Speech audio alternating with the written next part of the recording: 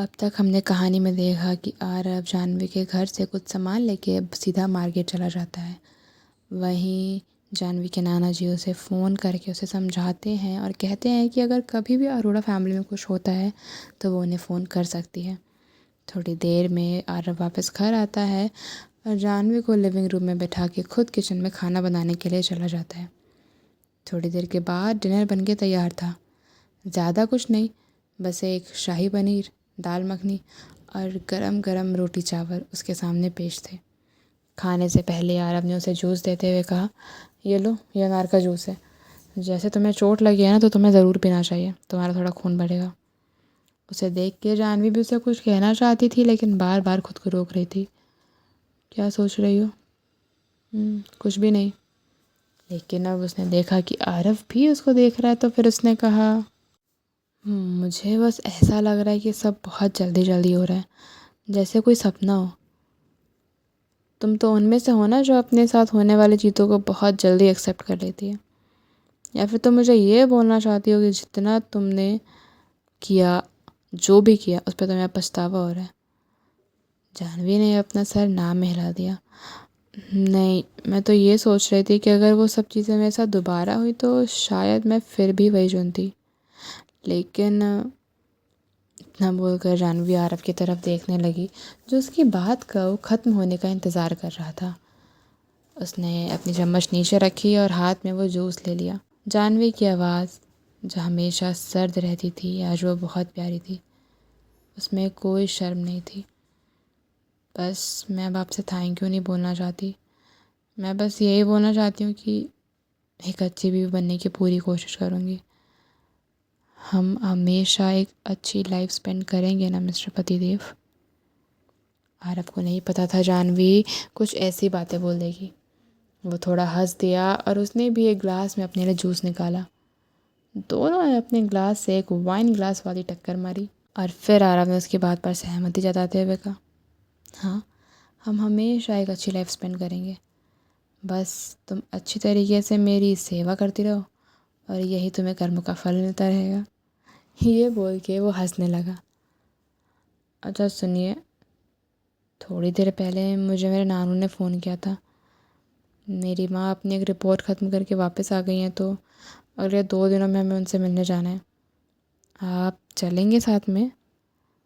अब क्योंकि वो इस रास्ते पर चल चुके थे तो दोनों इस रास्ते पर अपने पूरे मन से चलना चाहते थे। जानवी भी वहीं उससे कुछ छुपाना नहीं चाहती थी। वो चाहती थी उसके नानू और माँ की चिंता थोड़ी कम कर दे। इसके लिए उसे शादी के बारे में सच तो बताना ही था, चाहे जो हो जाए।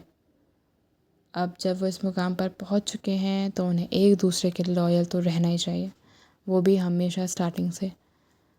तो तुमने कब जाने का सोचा है? आरव उसकी अब थोड़ी थोड़ी चीज़ें, थोड़ी थोड़ी बातें, एक्सप्रेशंस, मूड समझने लगा था। वो ठीक है, हमें उनसे मिलना चाहिए और साथ ही साथ शादी की बात भी कर लेंगे। अच्छा, तुमने सोचा है किस तरह की शादी करनी है तुम्हें? इतना बोल के आरव बार बार उसकी प्लेट में कुछ खाना रखने लगा। जानवी थोड़ा सा शॉक थी क्योंकि कभी भी उसकी प्लेट में किसी ने खाना नहीं रखा था और यहाँ आरव बार बार उसकी प्लेट में खाना रखे जा रहा था। उसको अंदर से बहुत अच्छा लगा। शादी की बात अभी टाल देते हैं, वैसे भी नया साल आने वाला और कंपनी में बहुत सारा काम है और स्पेसिफ़िकली ये टाइम अभी शादी के लिए ठीक नहीं है। जनवरी के बाद ही शादी होती है तो अच्छा रहता है और मुझे अभी शादी नहीं करनी, मुझे इन सबसे कुछ ज़्यादा फ़र्क नहीं पड़ता। इतना बोलकर वो खुद भी हंसने लगी।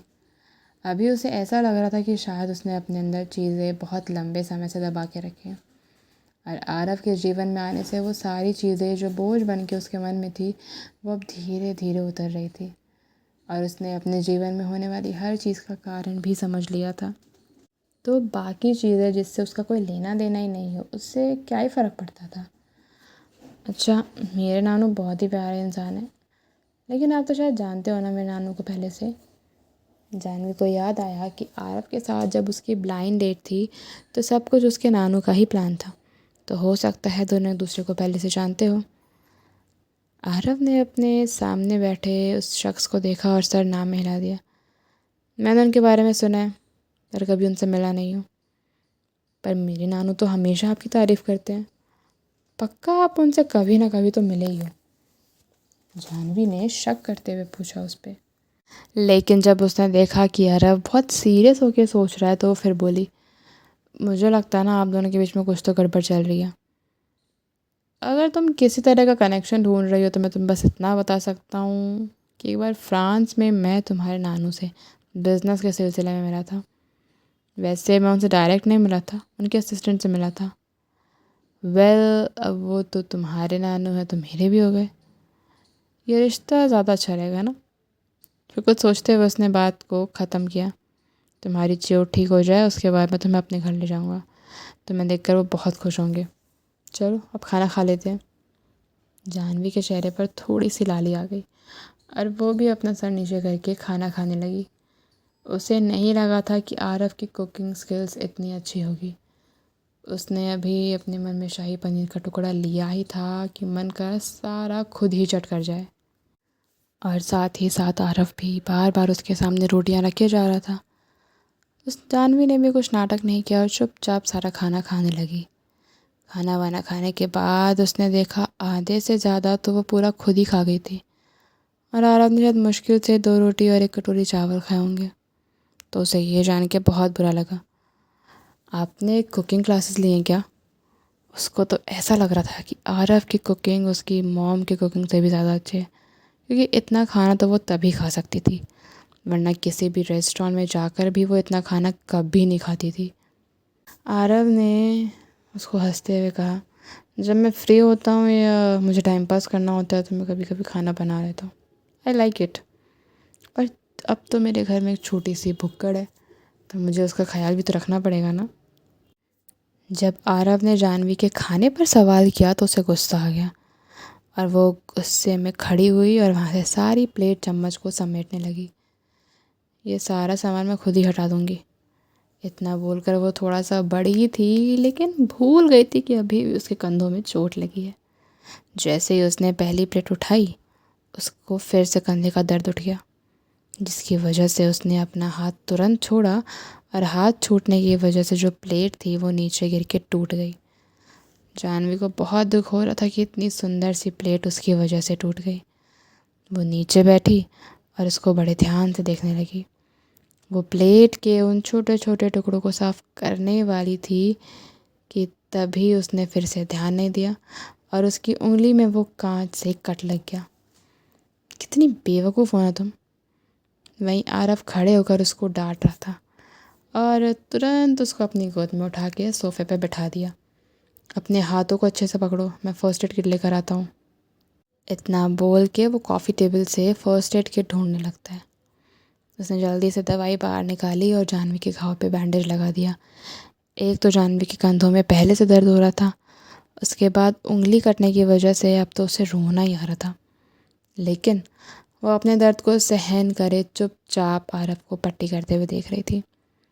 आरव ने देखा कि कैसे वो अपने दर्द को सह रही है तो उसने कहा, ये दवाई बहुत अच्छी है, थोड़ा सा दर्द होगा लेकिन तुम थोड़ा सहन करो, जल्दी ठीक हो जाओगी। वैसे तुम्हें देखकर लगता नहीं है तुम इतना सारा खाना एक बार में खा सकती हो। अपने काम पर ध्यान दीजिए। और हाँ, मुझे दर्द होता है तो होता है, आप आराम से क्यों नहीं कर रहे, इतना प्रेशर क्यों लगा रहे हैं? जाह्नवी ने गुस्सा होते हुए कहा। आरव ने उसकी बातों को इग्नोर किया और जल्दी जल्दी से उसके कंधों पर भी वापस से दवाई लगा दी। अच्छा, ये सब छोड़ो और ऊपर जाके थोड़ा फ्रेश हो जाओ, लेकिन हाँ, तुम्हारे वाउंड पे पानी नहीं लगना चाहिए, ओके? जाह्नवी ने एक नज़र टूटी प्लेट की तरफ देखा और सर हिला दिया। उसे लगा कि अगर वो यहाँ रुकी तो चीज़ें समेटने के बदले और ज़्यादा बिगाड़ ही देगी। ठीक है, फिर मैं ऊपर जाती हूँ। जाह्नवी सीधा सीढ़ियों से ऊपर चली गई। वैसे क्रिस्टल पैलेस देखने में तो बहुत बड़ा था, लेकिन उस पूरे घर में एक ही बेडरूम था। पूरे सेकंड फ्लोर पर एक बड़ा सा बेडरूम और एक साइड हॉल था। हॉल के बगल में आरव का एक बहुत ही बड़ा स्टडी रूम था जिसके अंदर 2 फ्लोर बने हुए थे। तो स्टडी रूम में बहुत सारे रोज़ भी थे, उनमें अलग अलग तरह की बुक्स रखी थी और वो किसी छोटी लाइब्रेरी से कम नहीं लग रहा था। वहीं क्रिस्टल पैलेस का स्टाइल बिल्कुल उसके अपार्टमेंट जैसा था। दोनों ही बहुत स्टाइलिश लेकिन देखने में एलिगेंट। जानवी सब कुछ देखते देखते बेडरूम की तरफ चली गई। वो उन अलमारी में जाकर अपने कपड़े टांगना चाहती थी, लेकिन तब उसने देखा कि आरव की अलमारी एक दीवार जितनी लंबी थी। उसमें तो उसके हर तरह के कपड़े आ सकते थे। उसके कपड़े लेफ़्ट में और आरव के कपड़े राइट में, और बीच में दोनों के नाइट गाउन थे। उसने अपनी चीज़ें साइड में रखी और एक ब्लैक कलर का बाथरोब लेके बाथरूम में चली गई। आधा घंटा लग गया जानवी को सारा काम करने में, लेकिन बेडरूम में लाइट तब तक ऑन नहीं हुई थी। जो लाइट आ रही थी वो राइट साइड में रखे एक लैम्प से आ रही थी। उसने अपने गीले बालों को हल्का सा सुखाया और दरवाजे की तरफ चलने लगी, क्योंकि उसने देखा कि बाहर हॉल में भी लाइट बंद हो चुकी है। तो अगर सब लाइट्स बंद है तो आरव आखिर है कहाँ? वो बहुत तेज़ी से अपना रूम का दरवाज़ा खोल रही थी, तभी बाहर से आरव ने दरवाजे पर अचानक से आके उसे खोल दिया। वो अपने आप को रोक नहीं पाई और जानवी हल्का सा डर गई। अच्छा हुआ जो उसने अपने आप को संभाला और दरवाजे की फ्रेम को पकड़ लिया, लेकिन इस खिंचाव की वजह से उसके कंधे का जो दर्द था वो एक बार फिर से बढ़ गया। अरे आराम से चलो, आरव ने उसके कंधे को पकड़ते हुए कहा। और आप हमेशा इतना चुपचाप ही चलते हैं क्या? ये सब छोड़ो, तुम्हारा घाव दिखाओ, कुछ हुआ है? फिर से दर्द हो रहा है? नहीं, मैं ठीक हूँ। मैंने अपनी ड्रेसिंग पहले ही चेंज कर ली थी। अब आप जाके नहा लो। मैंने बाथटब में पानी भर दिया और मैं नीचे से अपना लैपटॉप लाना तो भूल ही गई। तब उसकी नज़र पड़ी आरव के हाथों में, जिसमें उसका ब्रीफ केस और लैपटॉप दोनों था। वो उसके हाथ से सब लेने ही वाली थी, क्योंकि अभी उसको अगले 2 दिन में बहुत सारे डेटा को एनालिसिस करना था और कॉमर्स डिपार्टमेंट को देना था। तो काम बहुत सारा था, लेकिन 2 दिन ऐसे ही बीत गए और अब उसके पास टाइम भी नहीं था। उसको सारा काम बहुत जल्दी जल्दी फिनिश करना था।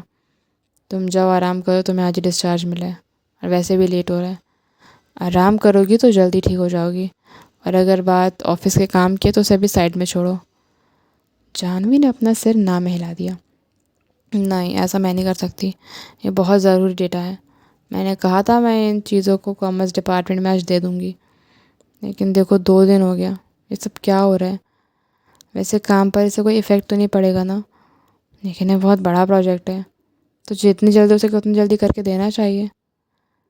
जब उसने ये कहा तो आरव उसकी तरफ गुस्से में देखने लगा। तो तुम आराम करो, मैं उसको बाद में देख लूँगा। और बिना उसका जवाब सुने वहाँ से आगे चलता बना। कभी कभी आरव थोड़ा गुस्सा हो जाता है, लेकिन है भी तो वो बहुत कंसर्न नेचर का। तो कैसी लगी आज की स्टोरी जल्दी जल्दी बता दो, और स्टोरी पसंद है तो लाइक करो, शेयर करो, सब्सक्राइब करो। मिलते हैं अगले पार्ट में, तब तक के लिए बाय बाय।